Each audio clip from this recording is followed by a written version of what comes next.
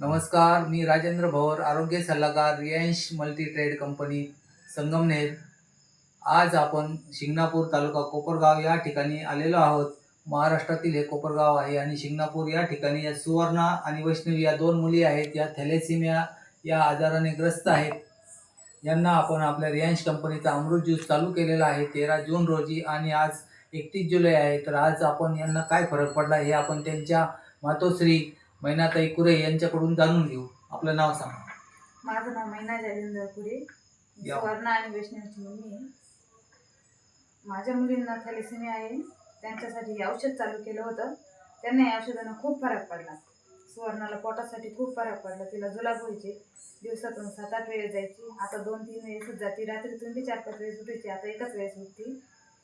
आता तिला खूप फरक पडलाय. अशक्तपणा पण एवढा जाणवत नाही. आता भाकर पण खाती, खेळती पण.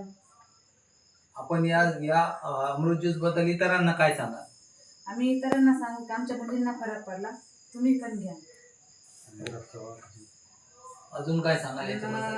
रक्तासाठी सुद्धा तिला अगोदर 15 दिवसाला भरावं लागत होतं. आता 26-27 दिवस झाले तेव्हा भरलं आम्ही. धन्यवाद.